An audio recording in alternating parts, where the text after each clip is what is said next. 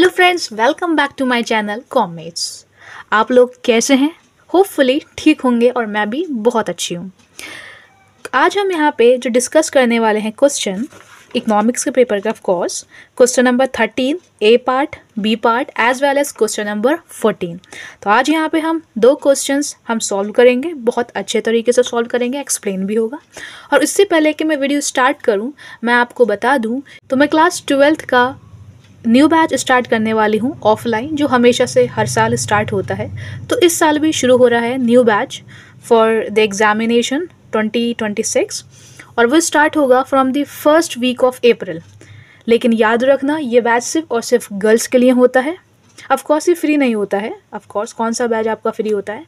खैर, अगर आप लोगों को इनरोल करना है, मैं रामपुर से हूँ, रामपुर उत्तर प्रदेश। अगर आप लोगों को इनरोल करना है तो मेरे इंस्टाग्राम पे जाइए और मेरा इंस्टाग्राम आईडी है _रजा_हयात_। वहाँ जाइए और मैसेज करिए। और प्लीज़ याद रखना, ये सिर्फ और सिर्फ गर्ल्स के लिए हैं। आप वहाँ से मेरे को कांटेक्ट करेंगे तो मैं आपसे कांटेक्ट कर लूँगी, राइट। तो आइए स्टार्ट करते हैं क्वेश्चन नंबर 13 ए। और हाँ, ये जो बैच होने वाला है उसमें तीनों सब्जेक्ट्स में पढ़ाती हूँ। आपको जो भी सब्जेक्ट्स पढ़ना हो आप पढ़ सकते हैं, accountancy, business studies and economics. 11th class का बैच भी स्टार्ट होगा, लेकिन कुछ टाइम के बाद स्टार्ट होगा। पहले 12th स्टार्ट होता है, तो 12th स्टार्ट हो रहा है, ठीक है। तो क्वेश्चन नंबर 13 ए पे फोकस करें। कह रहे हैं, for a hypothetical economy the government incurs an additional investment expenditure of 5000 crore. Government ने अपना एडिशनल एक्सपेंडिचर करा है कितने रुपए का? 5000 करोड़ का। तो मेरे पास जो जो इन्फॉर्मेशन अवेलेबल होगी मैं उसे नोट करती जाऊंगी, राइट।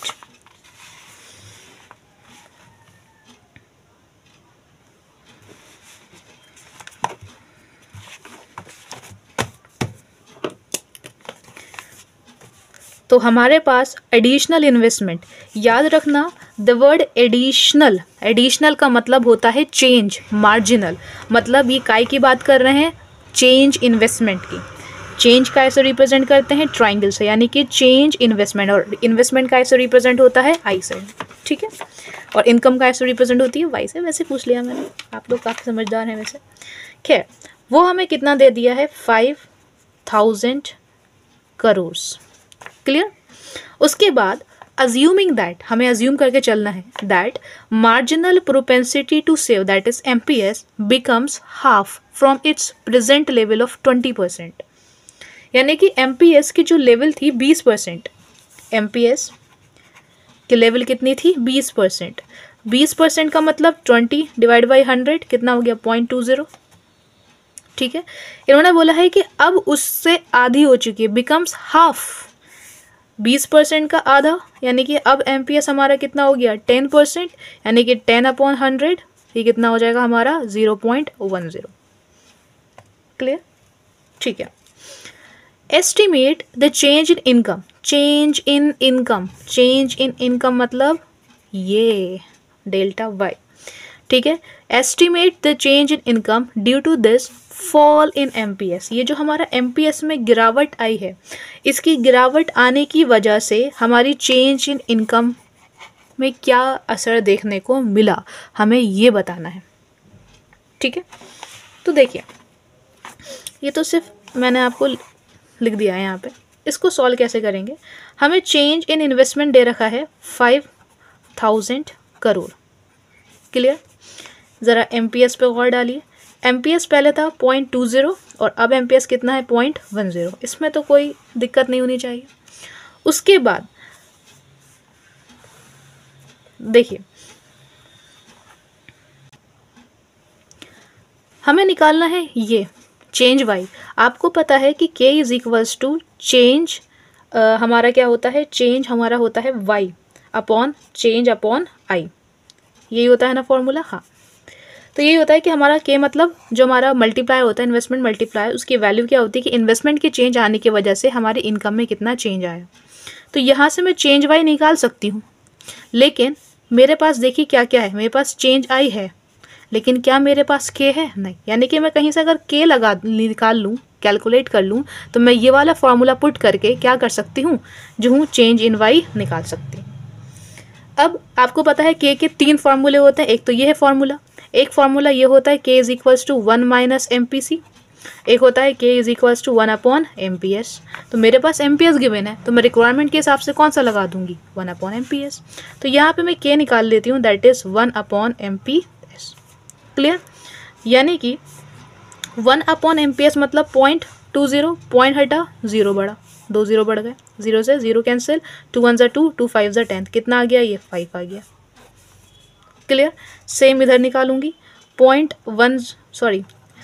अपॉन 0.10, पॉइंट हटाया, 2 0 पर बढ़ा, 1 0 से 1 0 कैंसिल, कितना आ गया, 10 आ गया मेरे पास के। क्या अब मैं ये वाला फॉर्मूला लगा अप्लाई कर सकती हूँ, बिल्कुल कर सकती हूँ। मुझे निकालना क्या है, इस फॉर्मूले से निकल के आ जाएगा डेल्टा वाई। कैसे निकल के आ जाएगा डेल्टा वाई, देखिए ये थोड़ा गंदा हो गया, मैं यहाँ पे लिख देती हूँ, K is equals to change Y upon change आई।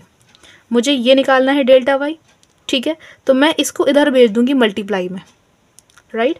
तो डेल्टा वाई कैसे निकल के आ जाएगा कि भाई मैंने के में मल्टीप्लाई कर दिया है डेल्टा आई, ऐसे तो निकल के आ जाएगा। तो मैं यहाँ पे वही लिख दूंगी कि मैं यहाँ पे चेंज वाई निकाल रही हूँ। कैसे निकाल रही हूँ, कि के को मैं मल्टीप्लाई कर रही हूँ डेल्टा आई से।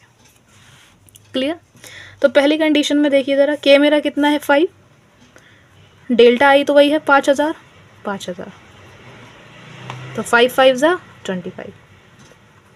क्लियर, उसके बाद मेरा के कितना है 10, मल्टीप्लाई वही 5000 रुपये, कितना हो जाएगा 50,000 रुपये। क्लियर, तो अगर मैं आपसे पूछूं क्या मेरी चेंज इन इनकम में कितना हुआ है, तो इंक्रीज इन इनकम, हमारी इनकम क्या हो गई है, इंक्रीज हो गई है। कितने से इंक्रीज हो गई है, 50,000 माइनस 25,000, यानी कि 25,000 रुपये से मेरी इनकम बढ़ गई है। क्यों बढ़ गई है, क्योंकि मेरा एमपीएस डिक्रीज हो गया है 0.10 से, यानी कि 10% से एमपीएस के डिक्रीज होने की वजह से 25,000 रुपये से इनकम मेरी बढ़ गई है। अब इस क्वेश्चन में ना बच्चे क्या सोच रहे हैं कि क्या मामला चल रहा है, तो देखिए यहाँ पे इन्होंने एमपीएस 2 दे रखे हैं। अगर यहाँ पे एमपीएस 1 दे रखा होता, चाहे ये दे रखा होता या ये दे रखा होता है, तो सिंपल मैं 1 निकालती और मेरा आंसर आ जाता। जब आपको 2 दे रखे हैं तो आपको ऐसी टेबल बनाना पड़ेगी, एमपीएस हो या एमपीसी हो, अगर वो आपको 2 दे रखे हैं तो उस कंडीशन में आपको ऐसी टेबल मेंटेन करना पड़ेगी। मैं आपको इसका फेयर सोल्यूशन जो मैंने लिखा था वो दिखा देती हूँ। क्लियर है,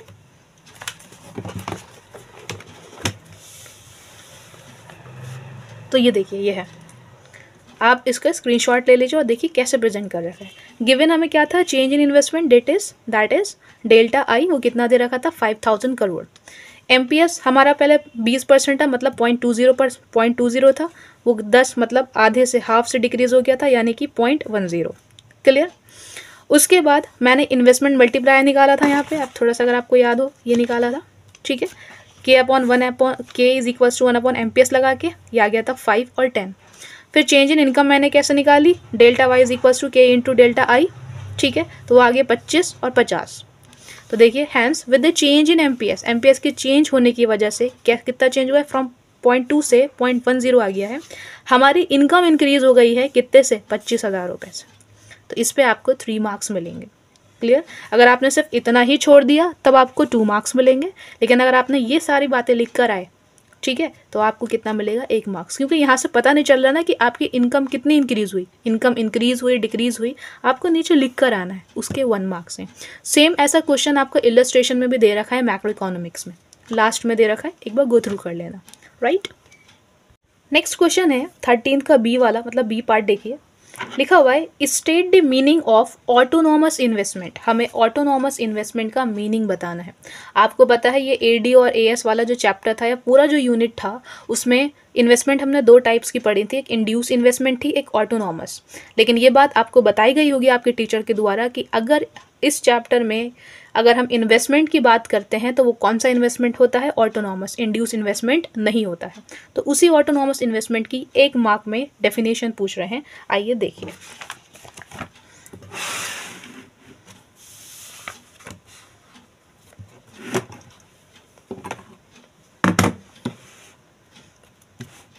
तो देखिए, investment which are independent of the level of income, वो इन्वेस्टमेंट जो इंडिपेंडेंट होता है, आज़ाद होता है लेवल ऑफ इनकम पे, यानी कि हमारी इनकम बढ़े कम हो, हमारे इन्वेस्टमेंट इंडिपेंडेंट है, आज़ाद है इस ख्याल से कि हमारी इकोनॉमी में इनकम बढ़ रही है या कम हो रही है। कौन आज़ाद है? इन्वेस्टमेंट। ऑटोनॉमस का मतलब आज़ाद होता है, फ्री होता है, ठीक है।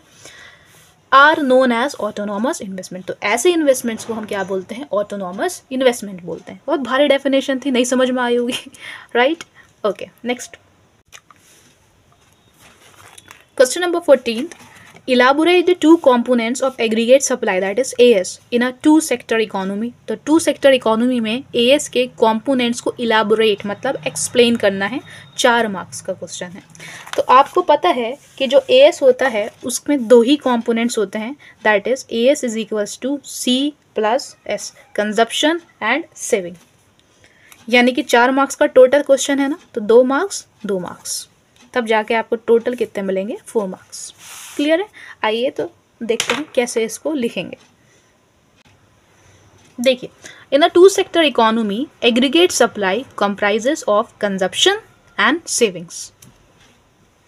देखिए, it refers to the total value of final goods and services that the household sector is planning to buy during a given period of time. ठीक है, एक पीरियड ऑफ टाइम पर हमारी इकोनॉमी में जितना भी हाउस होल्ड सेक्टर है, जितने भी हाउस होल्ड हैं, यानी हाउस होल्ड सेक्टर है, वो कितना गुड्स एंड सर्विसेज, याद रखना फाइनल वर्ड बहुत ज़रूर लिख कर आना है आपको, फाइनल गुड्स एंड सर्विसेज। तो उन जो हमारे हाउस होल्ड्स होते हैं वो एक मतलब हमारी इकोनॉमी में गिवन पीरियड ऑफ टाइम में total value of final goods and services खरीदते हैं, खरीदने की प्लान करते हैं। तो उस प्लानिंग को ही हम क्या बोलते हैं? कंजप्शन बोलते हैं। यानी कि इस टाइम हमारी इंडियन इकोनॉमी में जितने भी हाउस होल्ड मतलब जितने भी हाउस होल्ड हैं वो लोग फाइनल गुड्स एंड सर्विसेज खरीदने के बारे में जो प्लान कर रहे होंगे, यानी कि बाय करने का जो प्लान कर रहे होंगे कि मैं ये खरीदूंगा, मैं वो खरीदूंगा, मैं ये वाली गुड्स खरीदूंगा, मैं वाली सर्विसेज खरीदूंगा, याद रखना फाइनल ज़रूर वर्ड लिखना है यहाँ पे। तो उसको हम क्या बोलते हैं? कंजप्शन। तो उसे कंजप्शन क्यों बोलते हैं? अरे भाई, कंज्यूम कर रहे हो ना तुम। कंज्यूम करने का मतलब सिर्फ खाना नहीं होता है, कंज्यूम करने का मतलब होता है यूज़ करना, ईट करना, राइट। तो देखिए आगे लिखा हुआ है, there exist a direct relationship. Direct रिश्ता है किसके बीच में? Between consumption and income. तो ये रिश्ता क्या कहलाता है? डायरेक्ट रिश्ता कहलाता है। किसके बीच का? कंजप्शन का एंड सेविंग का। जैसे जैसे इनकम बढ़ती है वैसी वैसी कंजप्शन बढ़ती है, जैसे जैसे इनकम कम होती है वैसी वैसी कंजप्शन भी कम होती है। क्लियर? सेविंग्स में देखिए, अच्छा कंजप्शन को डिनोट सी से करते हैं और सेविंग को डिनोट एस से करते हैं। Saving is that part of income which is not consumed. Saving हमारी इनकम का वो हिस्सा होता है जिसे हम कंज्यूम्ड नहीं करते हैं, जिसे हम इस्तेमाल नहीं करते हैं, जिसे हम यूज़ नहीं करते हैं। फॉर एग्जाम्पल मेरी इनकम 100 रुपये है, उसमें से मैंने 80 रुपये का सामान कंज्यूम कर लिया, मतलब 80 रुपये कंज्यूम कर लिए, तो मेरा कंजप्शन 80 रुपये हुआ। 20 रुपये कंज्यूम नहीं करे तो 20 रुपये इज़ माई सेविंग्स। तो इनकम थी 100, उस इनकम का 20 रुपये यानी कि उस इनकम का हिस्सा जो मैंने कंज्यूम नहीं करा, विच इज़ नॉट कंज्यूम्ड, वो क्या होता है? सेविंग्स होता है। There exist a direct relationship. कैसा रिश्ता है? सीधा डायरेक्ट रिलेशन है। किसके बीच का? Saving and income. जैसे जैसे इनकम बढ़ती है वैसे वैसे हम सेविंग्स बढ़ाते हैं। ठीक है, जैसे जैसे मेरी इनकम बढ़ेगी वैसे वैसे मैं क्या बढ़ाऊंगी? अपनी सेविंग्स बढ़ाऊंगी। क्लियर है? तो वीडियो अच्छी लगी हो तो लाइक शेयर एंड सब्सक्राइब ज़रूर करिएगा। मिलते हैं नेक्स्ट वीडियो में। Bye bye.